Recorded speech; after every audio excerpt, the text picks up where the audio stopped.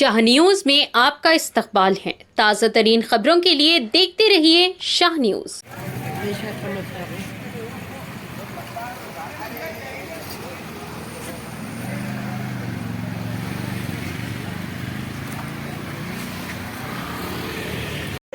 بتاتے رہیں تو بچے بھی سیکھتے رہیں گے۔ بچے کیا ہے، ہمیں فالو کرتے رہتے ہیں، معصوم ہیں، ہمیں فالو کرتے رہتے ہیں۔ ہم بچوں کو بتائیں گے، سکھائیں گے تو بچے بھی سیکھ جاتے ہیں۔ جب تک ہم بچوں کو نہیں بتائیں گے تو بچے بھی نہیں سیکھتے۔ بچوں کی تربیت بھی ہونا ضروری ہے۔ تو ہمارا یہ فرض بنتا ہے کہ اپنے بچوں کو بتائیں، ہم نماز پڑھنے کے بارے میں بتائیں، اور خیر خیرات بھی کرنا ہے۔ بچوں کو بڑا یہ شاہ صاحب کو ضروری یہ فراہم جو تاکہ بچوں کو معلوم ہونا کہ بڑا خیر خیرات کرنا ہے۔ ہم تو خیر خیرات کرتے رہیں گے، بچے بڑے ہو کر کنجوس۔ اللہ کے نبی صلی اللہ علیہ وسلم کی جو تعلیمات ہیں، اللہ کے نبی صلی اللہ علیہ وسلم لوگوں کو درس دینے کے لیے، امت کو درس دینے کے لیے اپنی زندگی کیسے گزارے، اللہ کے نبی بچوں کے ساتھ کیسے کا رویہ تھا، کیسے ان کی شفقت تھی۔ بچوں سے ملتے تو کیسے ملتے، بچوں سے محبت سے ملتے، نرمی سے پیش آتے اور سلام کرتے ہوئے کرتے۔ یہ نہیں دیتے یہ بچہ ہے اس کو میں سلام کیوں کروں۔ آج ہمارا ماحول بن گیا ہے، یہ لوگ جب تنقید کے جائے بازار میں دیکھ رہے ہیں، سامنے والا سلام کرے تو میں جواب دوں گا، جب تک سلام کرنے نہیں دیکھ رہے ہیں سامنے والا بھی دیکھ رہا ہے، سلام کرے تو میں جواب دوں گا۔ ادھر سے وہ دیکھ رہے ہیں، ادھر سے ہم دیکھ رہے ہیں، دونوں ایک دوسرے کو سلام نہیں کریں۔ بڑی مشکل سے جو ہے کسی وجہ سے اگر سامنے والے کی گردن ہل جاتی ہے تو ہم یہ سمجھتے ہیں کہ اس نے گردن ہلا کر ہمیں سلام کیا ہے، تو ہم بھی کیا کرتے ہیں، اپنی گردن کو ہلا کر اس کے سلام کا جواب دے رہے ہیں۔ عزیزان گرامی، سلام کے آداب کیا ہے؟ اللہ کے نبی نے بتایا کہ کیسے سلام کریں، بچوں کے ساتھ رہے تو کیسے رہیں۔ اللہ کے نبی نے بتا دیا تمہارے گھر میں مہمان آئے تو مہمان کی جو ہے میزبانی کیسے کریں۔ اللہ کے نبی نے بتا دیا کھانے کھانے کے طریقے کیا ہیں، بیٹھے تو کیسے بیٹھیں، کھائے تو کیسے کھائیں۔ پڑوسی کے حقوق بتا دیے کہ پڑوسیوں کے ساتھ کیسے رہیں۔ ہم سمجھتے ہیں پڑوسی صرف گھر کے بازو والا پڑوسی ہوتا، سمجھتے نہیں، دفتر پہ بیٹھنے والا بھی بازو پڑوسی ہوتا ہے۔ جس ٹیبل پر دعوت میں بیٹھ کر آپ کھانا کھا رہے ہیں، آپ کے ساتھ میں 9 جو افراد ہوتے ہیں وہ آپ کے 9 پڑوسیاں ہیں آپ کے۔ الغرض اللہ کے نبی صلی اللہ علیہ وسلم نے جو ہے ہر چیز کا جو ہے امت کو درس دیا، تعلیم دی، عملی طور پر سکھا دیا۔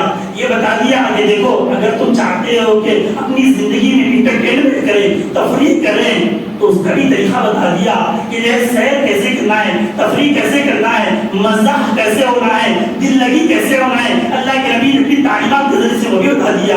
مثال کے طور پر ایک بات ذکر کرتے ہوئے اپنی بات کو آگے بڑھاؤں۔ ایک مرتبہ پیارے آقا صلی اللہ علیہ وسلم کی بارگاہ اقدس میں ایک بڑھیا حاضر ہوئی، عرض کرتی ہے یا رسول اللہ صلی اللہ علیہ وسلم میرے لیے دعا فرمائیے کہ میں جنت میں چلی جاؤں۔ اللہ کے نبی صلی اللہ علیہ وسلم ارشاد فرماتے ہیں کوئی بوڑھی عورت جنت میں داخل نہیں، فرمایا کوئی بوڑھی عورت جنت میں داخل نہیں ہوگی۔ اب بڑھیا مایوس ہو گئی، ارے میں تو سمجھی تھی کہ آپ رحمت للعالمین ہیں، اللہ نے آپ کو تمام جہانوں کے لیے رحمت بنا کر بھیجا ہے۔ جب میں میری فریاد لے کر آپ کے پاس آئی کہ اللہ مجھے جنت میں داخل کرے، آپ فرما رہے ہیں کوئی بوڑھی دنیا میں جنت میں داخل نہیں ہوگی۔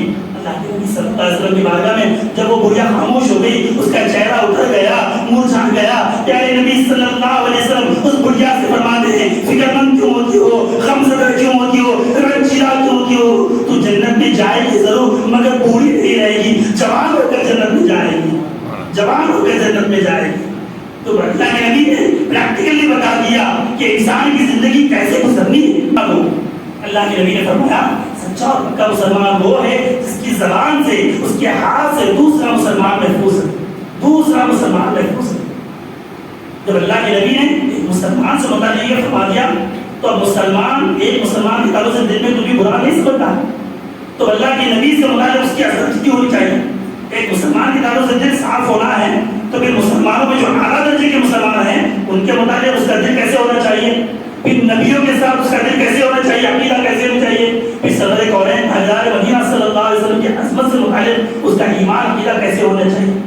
عزیزان گرامی، الغرض جو ہے الصلاۃ معراج المؤمنین، نماز مومن کی معراج ہے۔ اللہ کے نبی صلی اللہ علیہ وسلم نے ہمیں جو ہے نمازوں کا بڑا قیمتی ہمیں تحفہ عطا فرمایا ہے۔ ہمیں چاہیے کہ تحفے کی قدر کریں۔ اللہ تعالیٰ خود ارشاد فرماتے ہیں لئن شکرتم لأزیدنکم، اے لوگو اگر تم میرا شکر کرو گے تو میری جو نعمتیں ہیں، میرے جو انعامات ہیں، وہ نعمتیں انعامات میں اور اضافہ کر دوں گا، اور اگر تم میری ناشکری کرو گے اور میری نعمتوں کا جو ناشکری کرو گے تو میں حیث و نعمتوں تم سے بچی ہوں۔ عزیزان گرامی، ہم کیا کریں، نمازوں کا اہتمام کریں۔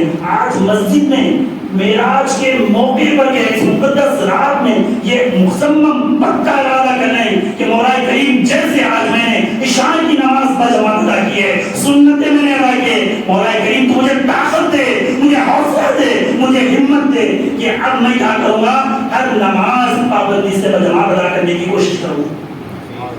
اللہ کی بارگاہ میں جس نیت سے دعا کی جائے وہ دعا قبول ہوتی ہے۔ اب آپ رات میں کتنی بھی دیر چلو، 12 بجے 1 بجے 2 بجے سو جاؤ، دل میں ارادہ ہے اللہ کی عبادت کرنے کا ارادہ ہے، برابر فجر کی اذان سے پہلے آپ کی آنکھ بیدار ہو جائے، آپ نیند سے اٹھ جائیں گے، برابر اٹھ جائیں گے۔ عزیزان گرامی، بس سمجھانے کے لیے ایک اور جو بات میں بات کو مکمل کروں، ایک مرتبہ جو ہے ایک عام انسان، عام آدمی، اس نے سنا تھا، مولویوں سے سنا تھا کہ جیسے ہی خانہ کعبہ پر پہلی نظر پڑتی ہے اللہ تعالیٰ دعا قبول فرمائے، جو بھی دعا کرے قبول۔ تو اس نے ارادہ کر لیا کہ میں دعا کروں گا۔ کیا دعا کروں گا؟ کیا جیسے ہی حرم شریف پہنچا اور خانہ کعبہ کو جیسے ہی پہلی نظر میں دیکھا، اس نے دعا کی مولا کریم مجھ پر تو نماز کو معاف فرما، مجھ پر نماز کو معاف فرما۔ اب کیا تھا، اللہ نے اس کی دعا کو قبول فرما دیا۔ اب وہ شخص کیا ہو گیا، وہ عاجز ہو گیا، یعنی کہ پاگل ہو گیا۔ اب پاگل پر نماز فرض نہیں ہے، پاگل پر نماز فرض نہیں ہے۔ تو جو چیز ہم سنتے ہیں اور یہ ارادہ کرتے ہیں کہ جو دعا کریں گے وہ دعا قبول ہونے والی ہے، تو ہم ظاہری طور پہ کیا کرتے ہیں، دنیا کے آرام، دنیا کی آسائش، دنیا کی عیش و عشرت ہمارے ذہن میں رہتی ہے۔ ارے آج کی رات جو بھی مصحف فرمائے تھے 6 رکعت پڑھیں گے کہ 12 رکعت پڑھیں گے، یہ عبادت کریں گے تو یہ ثواب ملے گا، ایسی ایسی دعا قبول ہوگی۔ تو ہمارے ذہنوں میں کیا رہتا، اب بڑے لوگ بولیں گے کہ میں اپنے بچے کی شادی کے لیے دعا کروں گا، بعض لوگ بولیں گے میرے بچے کو نوکری مل جائے، بعض لوگ بولیں گے میں اس کے لیے میرا بچہ امتحان میں پاس ہو جائے۔ یہ دنیا کے مفادات کو ہم پیش نظر رکھتے ہیں، وہ دعا کرتے ہیں۔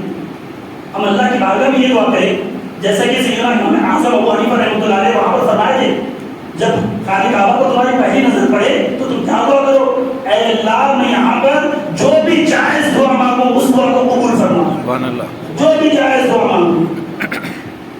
تو ہم آج کی رات کی ایسی دعاؤں کا اہتمام کریں، اللہ کی بارگاہ میں دعا کریں کہ مولا کریم میں تو چاہتا ہوں کہ میں 5 وقت نماز پڑھوں، بس تو میرے دل کو پھیر دے دے، تو میرے دل کو پھیر دے کہ میری کوئی نماز قضا نہ ہو، میری کوئی نماز چھوڑے نہ میں تیرے حقوق چھوڑ سکوں، نہ میں بندوں کے حقوق چھوڑ سکوں، میں بندوں کے حقوق ادا کرنے والا بھی ہو جاؤں، تیری اطاعت کرنے والا بھی بن جاؤں۔ اے الہ العالمین کہ اللہ کی بارگاہ میں ہم دعا کریں گے، اللہ تعالیٰ ضرور جو ہے ہماری دعا کو قبول کرنے والا ہے۔ عزیزان گرامی، اللہ کے نبی صلی اللہ علیہ وسلم وہ 50 نمازوں سے 5 نمازوں کا تحفہ لے کر جب جو ہے حرم شریف آئے اور پھر فجر کی نماز کے بعد مشرکین نے مکہ کے سامنے جب اس واقعے کو بیان فرمایا، واقعی معراج کو بیان فرمایا، تو لوگ طرح طرح سے جو ہے اعتراضات کرنے لگے۔ مسلمانوں کا یہ عقیدہ ہے کہ معراج کا جو معجزہ ہے، پہلی بات بتا دیجیے کہ معجزہ کہتے کسے ہیں، اور پھر جو ہے تمہارے ہاتھ میں کیا ہے، یا پھر تمہارے ہاتھ میں جو کنکریاں ہیں وہ بتائیں کہ میں کون ہوں۔ عظمت کو یہاں پر بھی ظاہر کر دیا، عظمت کو یہاں پر بھی ظاہر کر دیا۔ الغرض اللہ سبحانہ و تعالیٰ نے پیارے نبی صلی اللہ علیہ وسلم کے ہر مقام پر آپ کی عظمت اور شان و شوکت کو بیان فرمایا۔ اب دیکھیے ایک آخر میں صرف اور صرف اصلاح کی غرض سے ایک بات ذکر کرتے ہوئے اپنی بات میں مکمل کر رہا ہوں۔ عظمت کو پیش نظر رکھیں، جہاں پر جو ہے سرکار کی عظمت سے متعلق اللہ تعالیٰ نے کتنا اہتمام کیا ہے۔ آپ کے اشارے سے ڈوبا ہوا سورج واپس ہوا، آپ کے اشارے سے 4 ٹکڑے 2 ٹکڑے ہو گئے، عظمت۔ اب دیکھیے حاضرین کرام، اصلاح کی غرض سے جو میں بات ذکر کر رہا ہوں وہ یہ ہے کہ الحمدللہ میلاد النبی صلی اللہ علیہ وسلم کے موقع پر شہر محبوب نگر میں ایک عظیم الشان جلوس نکلتا ہے۔ اس جلوس میں شریک ہونا اپنے عشق و محبت کا یہ کیا ہے، اس کو ظاہر بھی کرتا ہے، لیکن عزیزان گرامی علم کی کمی کی وجہ سے، نالج کی کمی کی وجہ سے ہمارے جاتے ہیں روڈوں پر بیٹھ کر جو ہے نعرے لگاتے ہیں، پڑھتے ہوئے جاتے ہیں، جب عید کی نماز بھی مکمل ہوتی ہے اتنا خاموشی کے ساتھ واپس ہوتے ہیں، جدھر نظر ڈالو ادھر جیسے ہو کر سمندر نظر آتا ہے، ہر طرف جو مسلمان نظر آتے ہیں۔ ایسے ہی جب ہمارا جلوس نکلے سرکار کی عظمت کو ظاہر کرے، سرکار کی بلندی کو ظاہر کرے، تو ہمیں اس بات کا ہر ایک کی ذمہ داری ہے، ہر ایک نوجوان کی، ہر ایک کی ذمہ داری ہے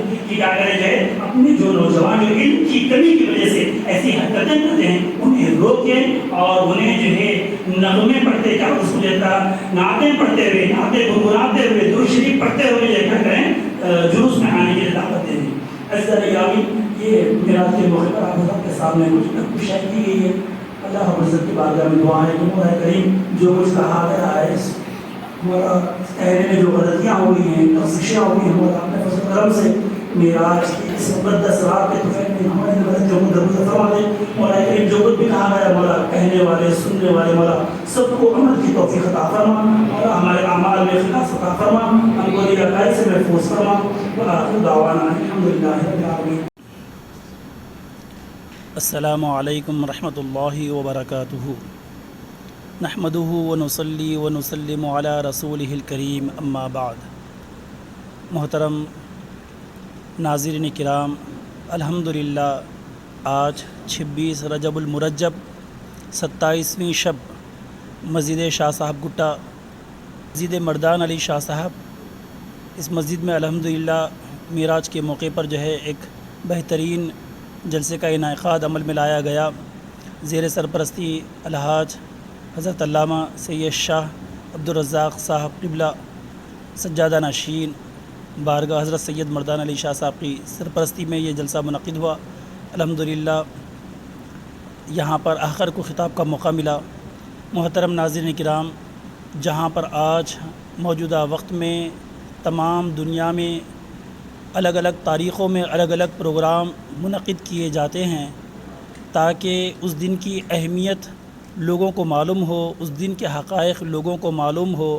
ہر قوم و ملت اپنے قوم کو, اپنے آنے والے نونہالوں کو اس دن کی مناسبت سے واقعات پیش کرنے کے لیے پروگرام کا انعقاد کرتے ہیں.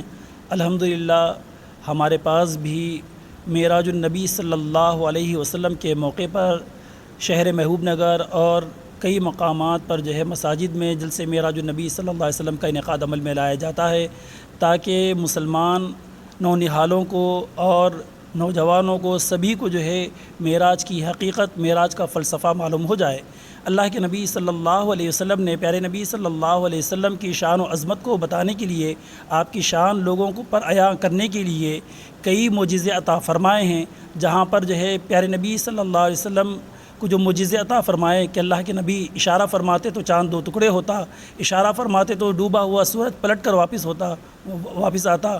تو ایسے ہی اللہ کے نبی صلی اللہ علیہ وسلم کو جو ہے معراج پر بلایا تاکہ آپ کو تسلی بھی دی جا سکے اور لوگوں کو جو ہے آنے والے قیامت تک کے لیے لوگوں کو جو ہے پیارے نبی صلی اللہ علیہ وسلم کا جو ہے مقام و مرتبہ بتایا جا سکے. معراج کے کئی وجوہات ہیں, کئی ریزن ہیں اس کے.